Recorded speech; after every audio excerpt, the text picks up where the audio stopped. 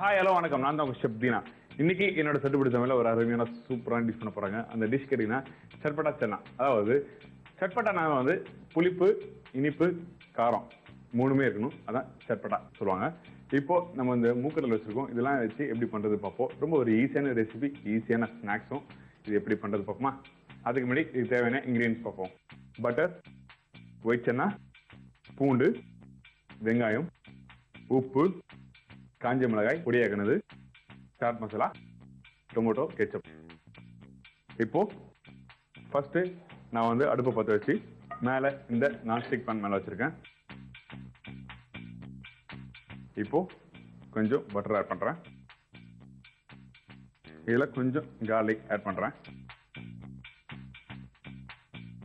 Garlic வந்து நல்லா பொடிசா இருக்கணுங்க. இந்த கார்லிக் வந்து நல்லா கோல்டன் ப்ரௌன்ல நம்ம இதை வறுத்துடலாம்.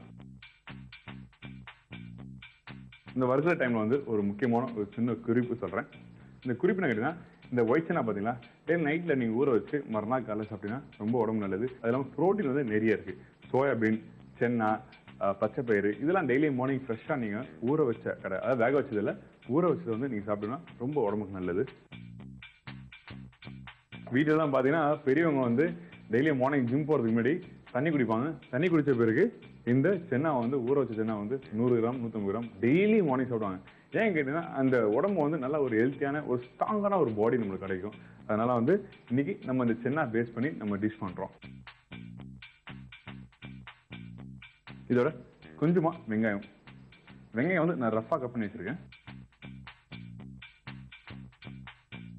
ரொம்ப ஒரு ஈஸியான ரெசிபி. வீட்டில் யாராவது விருந்தாளி, அதாவது ரிலேஷன் யாராவது கெஸ்ட் யாராவது வந்தாங்கன்னா அந்த டைம்ல டப்புனு சும்மா கார்லிக் போட்டு கொஞ்சம் ஆனியன் போட்டு டாஸ் பண்ணி கெச்சப் போட்டு இதெல்லாம் போட்டு டாஸ் பண்ணி கொடுத்தேன். ஒரு ஸ்நாக்ஸ் ரெடி ஆயிடுச்சு.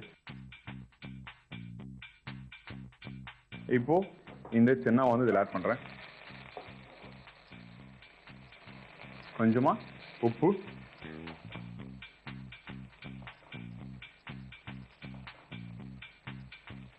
கொஞ்சம் கெச்சப். இந்த கெச்சப்ல என்ன பண்ணிருக்கேன்னு கேட்டீங்கன்னா, டொமேட்டோ கெச்சப்ல கொஞ்சம் லைட்டா பேன்ல வந்து லைட்டா பட்டர் போட்டு இந்த கெச்சப் போட்டு கொஞ்சம் சோம்பு பவுடர் போட்டு 2 நிமிஷம் குக் பண்ணி இந்த வச்சிருக்கேன். இப்போ அந்த கெச்சப் வந்து இதில் ஆட் பண்ணியிருக்கேன்.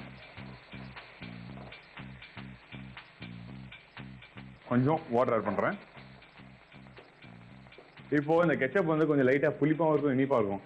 இதுல வந்து கொஞ்சம் காரம் போட்டா எப்படி இருக்கும், அதுக்கோசம் அதனால வந்து நம்ம இந்த பொடிசா வச்சிருக்க சில்லி ஃபிளெக்ஸ் வந்து இதில் ஆட் பண்றேன். உங்களுக்கு எந்த அளவுக்கு காரம் வேணுமோ அந்த அளவுக்கு நீங்க ஆட் பண்ணிக்கலாம்.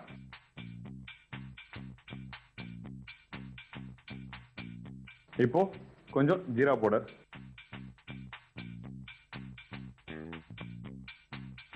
ஜீரா பவுடர் என்ன பண்ணீங்கன்னா, நீங்க வீட்டில் வந்து ஒரு சின்ன பேன் எடுத்துங்க. அதாவது நான்ஸ்டிக் பேன் எடுத்து நீங்க ஸ்லோ ஃப்ளேம்ல வச்சு ஜீரா வந்து வறுத்துருங்க. வறுத்து முடிச்ச பிறகு கொஞ்சம் ஆற விட்டு பவுடர் ஆக்கி போடுங்க. போட்டீங்கன்னா அந்த ஃப்ளேவர் வந்து நல்லா சூப்பராக இருக்கும். இப்போ ரெடி ஆயிடுச்சு. இப்போ என்ன பண்ண போறீங்கன்னா, இப்போ நான் ஸ்டவ்வை ஆஃப் பண்ணியாச்சு. இந்த பிளேட்ல கொஞ்சமா அதில் பிளேஸ் பண்றேன்.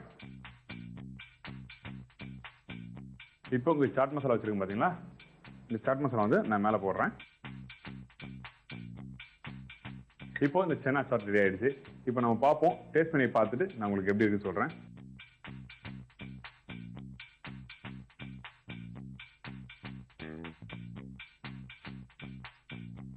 சூப்பரா இருக்குங்க. நான் சொன்ன மாதிரி இந்த சாட் மசாலா ஃப்ளேவர் சூப்பராக வந்திருக்கு. அது இல்லாமல் ஜீரா வந்து ரோஸ்ட் பண்ணி நான் போட்டதுனால வந்து எனக்கு அந்த ஃப்ளேவரோட சூப்பராக வந்திருக்கு. அது இல்லாமல் வந்து நான் சென்னா வந்து ஃபர்ஸ்ட் பட்டரில் டாஸ் பண்ணேன்.